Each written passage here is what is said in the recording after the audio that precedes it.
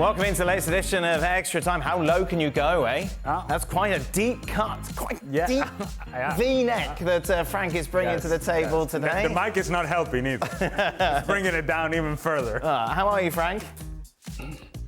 I'm good. It's very hot in here, and because we had some heat outside, and so I wanted to wear my jacket, but at the last second I said no. I'm going to chill out because it's too hot. I'm going to be sweating, and I saw on the July, the July story. The best of July, yes. You pushed me once.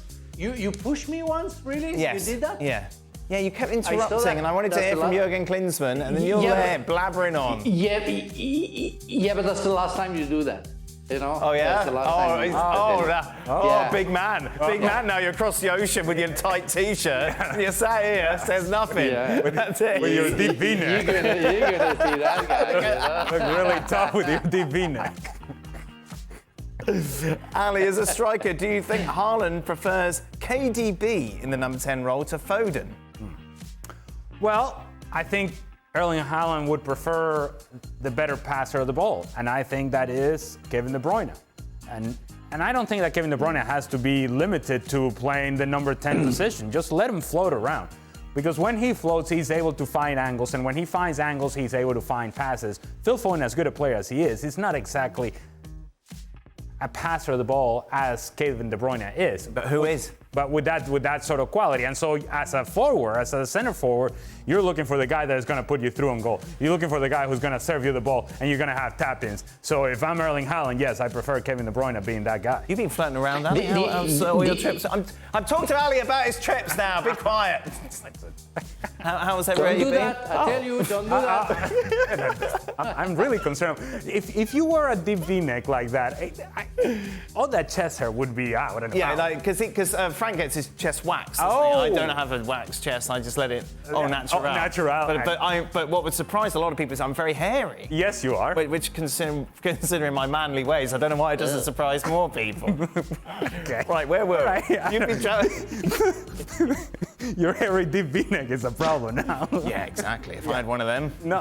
It'd be trouble. It's been everywhere, Dan. Yeah, did you have a lovely time? Well, yes. I was in Orlando calling the Barcelona-Manchester City game with Mark Donaldson. Lovely. He was really excited to be there. Good, nice. And have you got any more coming up? Absolutely. Going to New York for Real Madrid-Barcelona. You're doing that one, are you? Oh, yeah. Oh, fantastic. You going to be in studio? I don't know. When it's Saturday night? Let's see. So you're too busy? Let's see. You're going to be wearing See what the plans are. Kay may want to do it. I deep V-neck for you? I don't know what the plans are. Frank, did you want to add something? Sorry. Well, I forgot because I'm watching you. It looks like you're the two guys on the Muppet Show, talking about their own problems. You're very funny. Yes, that's good. Now, nice relevance. I just wanted to say that the answer is very easy.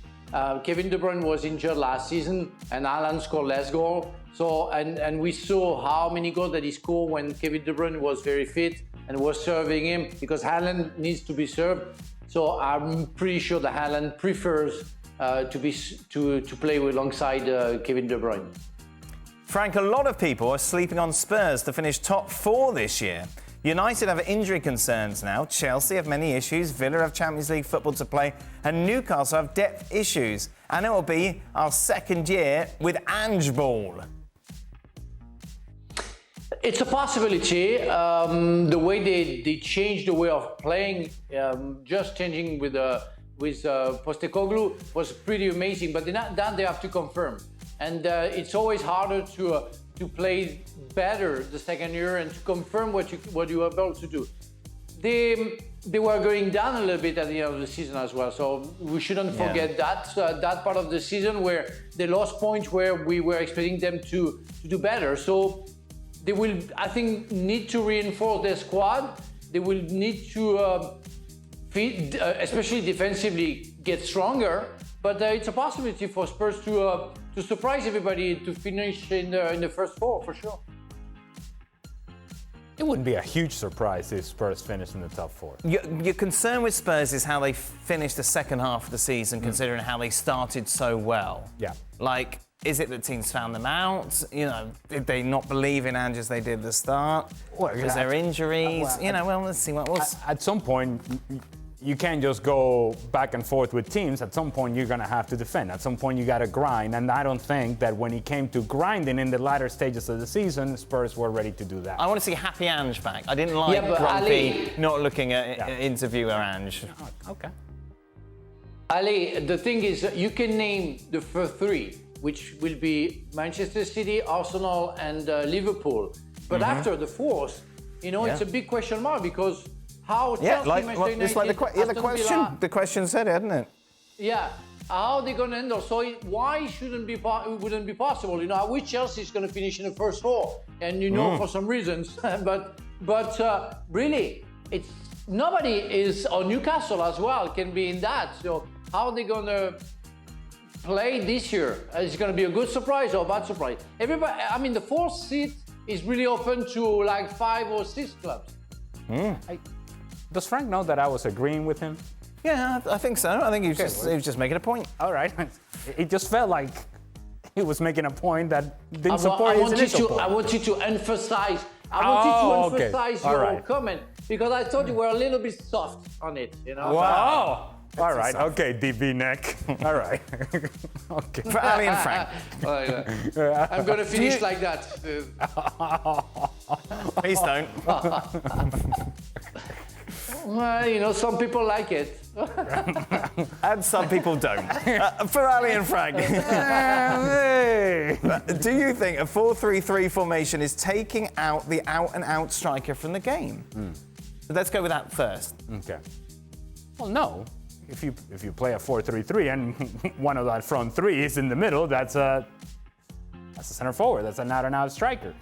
It really depends on what the role of the guys on the outside is and what the guys in the midfield are able to do in order to support that center forward. So no, the 4-3-3 per se hasn't taken the center forward out of the game. The game as a whole nowadays has taken the center forward out of play.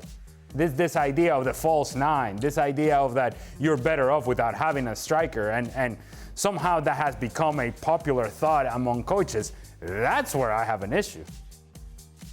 So on that point, Frank, is it easier to defend in today's game than in your generation because there isn't a number 9? No, it's not easier now because there is also another factor, is the fact that you have you cannot touch the player, so you have to be really spot on every time you go into the contact. You have to make sure you are spot on because at our time, and Ali can witness that. We could make mistake, but the referee was considering because we tried to play the ball. That was come on, play on. That's different now. They go for it, and maybe strikers they even more exaggerate the movement of the foul because they know they're going to be really more defended by the VAR and by the ref. So I think it's in that way harder. But after, I would say that on the other hand, the strikers at our time, they were tougher. They were also bad guys. I played against Dugarry, I played against Alan Shearer, against Ferguson playing for Everton, or Keane in Sunderland. I tell you, it's not a party of joy. You really have a tough time also with strikers. I don't see the strikers nowadays being that tough. What has gone out of the game, and it's something that I've said time and time again, is strikers that play with their back to goal. Big strikers that play with their back to goal, that physically are challenging for any center back, because you're going to have to be able to deal with that physicality, with the flying elbow, with the turn, with that striker that's able to feel you, and when he feels you, he's able to turn you. Those guys rarely exist in the game nowadays. You have a lot of guys that are tricky and guys that like to drop in underneath positions, but those guys that are willing to stay in between the two center backs and say, we're going to hit each other throughout 90 minutes. We're going to fight throughout 90 minutes, and I'm going to challenge you. I'm going to challenge you physically. I'm going to run in behind. And when you get tight on me, I'm going to try to spin you. And if you get tight on me, I'm going to hold the ball up, and I'm going to get physical with you, just as physical as you're getting with me. Those guys, that prototype of striker doesn't exist nowadays. Yeah, that's where my game...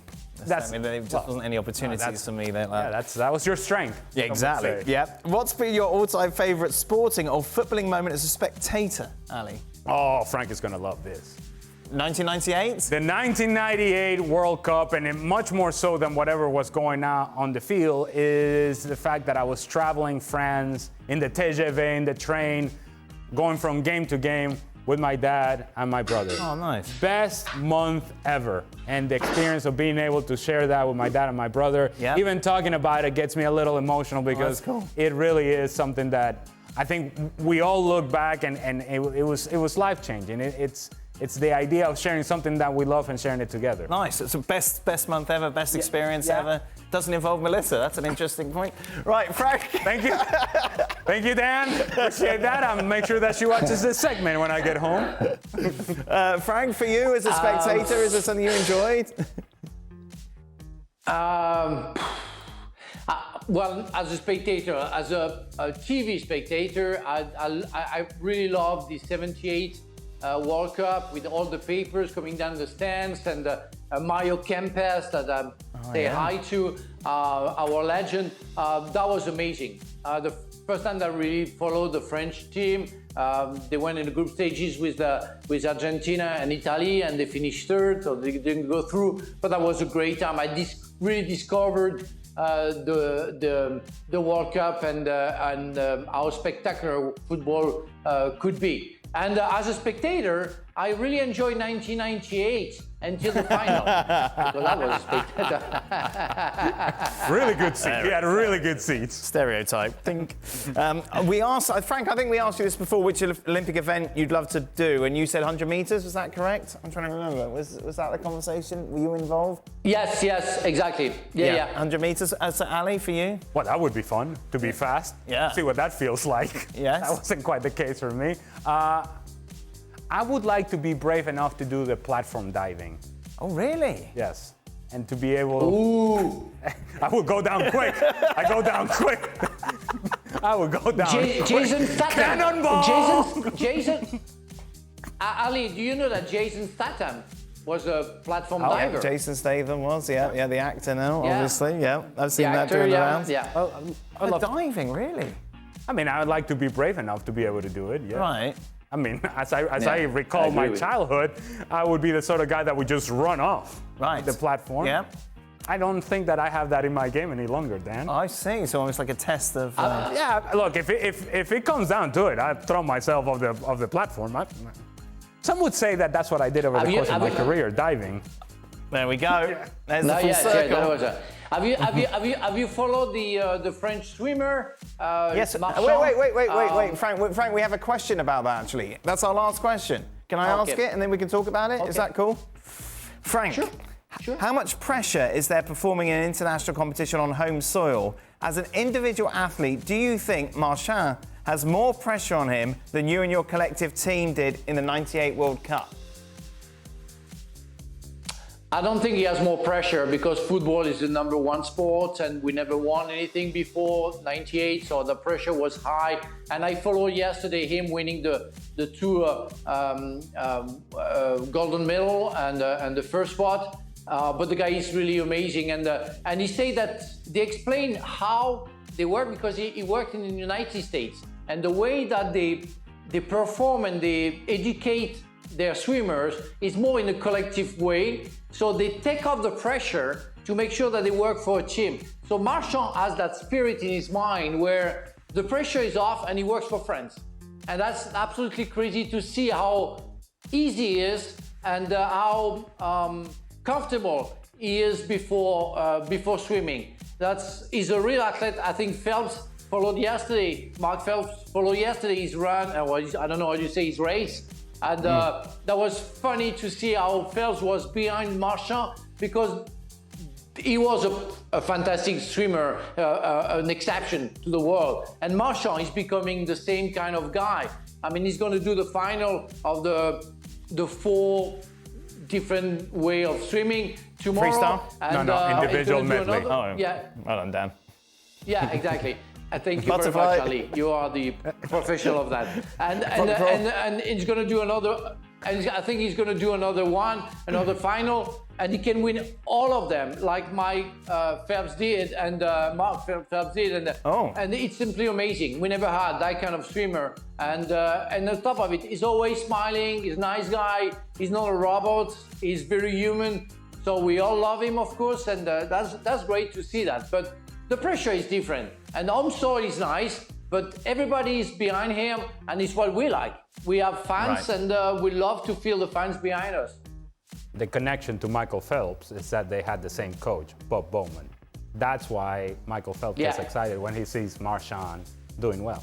Hey, I'm just trying to give you some information, Dan. Thanks for that. Well, I'm watching the information, and I'm giving you the information. Maybe you should stop talking about football and start talking about swimming, you know? I'm kidding. You know I love you. I love you, Ali. He mentioned the excitement of Michael Phelps watching Marchand. I know that you're bored about this, but you weren't bored watching gymnastics. No, gymnastics was good. I've liked Antoine Dupont is a big star completely now, isn't he, Frank? The rugby player? Crikey. Yeah, he's amazing. He won the 7, they play at 7, and they won the gold medal, and he was amazing. And, except politics, everything goes well in France. All right, God, let's not get onto that as well. But let's talk more about Michael Phelps' trainer. Bob Bowman. Bob Bradley's back. That's it. There is not only football in life, Dan. There's something else around football. There is. Yes, but people come to us because they like the escapism of this. They don't need your political. Anyway. Yeah, that's true. But I want to apologize to all viewers, but not to you. All viewers, we are very sorry. Right. Okay, well, I'm sorry for that top. ESPN FC returns to your screens tomorrow for more political debate around the Olympics.